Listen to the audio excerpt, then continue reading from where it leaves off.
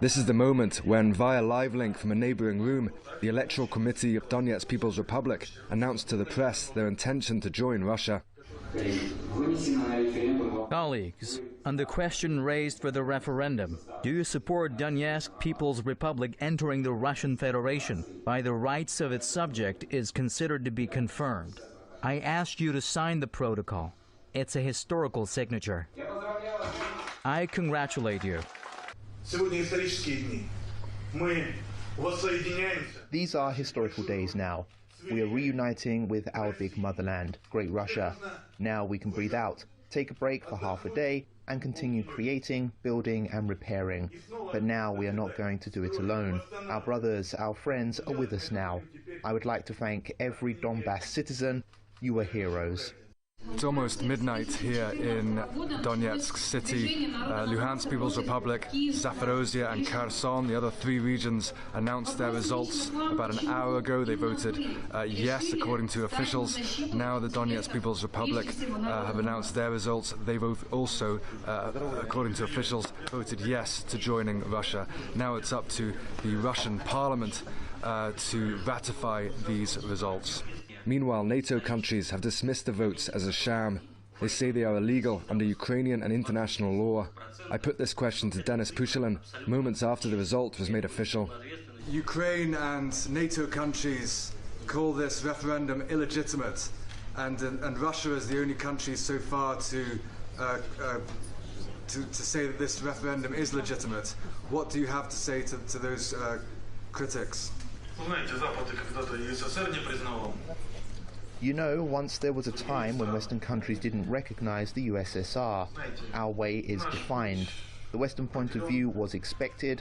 Of course, we'll take into account their opinion, but we'll now act following the interests of our mother Russia. Regardless of whether the West sees these referendums as legitimate or not, in the coming days, Russia will announce that these regions are now part of the Russian Federation, ushering in a new stage in the Russia-Ukraine war. It was a very emotional day for all the four regions that were taking part in the referendum, as all of them overwhelmingly chose to say yes to Russia and, well, no to Ukraine. But see, you have to understand that Zaporozhye and Kherson are relatively new to this family of, well, regions that were seeking to join their big brother. Instead, the Donetsk and Lugansk People's Republics, they have walked a very thorny and difficult road towards this day. They were fighting for the right to be heard. Of course, it's all about the people here, and well, they did not shy away from sharing their true emotions with journalists. I'm really happy. We've come a long way and I've been waiting for it for ages. No one forces us to come. You can see it yourself. People come voluntarily. I'm so happy. I'm about to cry. I think the referendum was more than successful. I'm completely for joining Russia. I voted. We've been eagerly waiting for this for the 8 years we've had war here in the Donbass. There's a desire to see changes, to have stability, certainty in your life, a desire to just live a peaceful life and see your parents calm and carefree.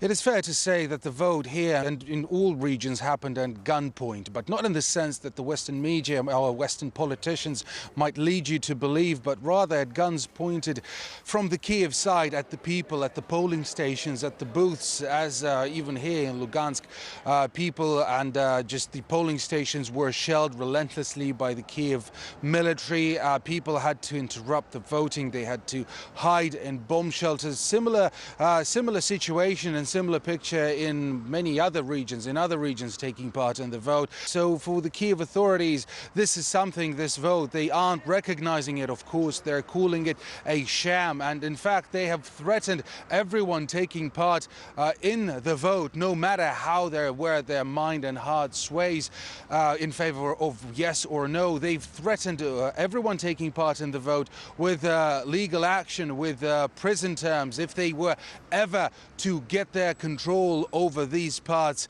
again. Well, next, the heads of all the four regions, they will have to make a bidding in front of Vladimir Putin on behalf of the millions of people who voted in favor of yes to join Russia, to make that happen as quickly as possible.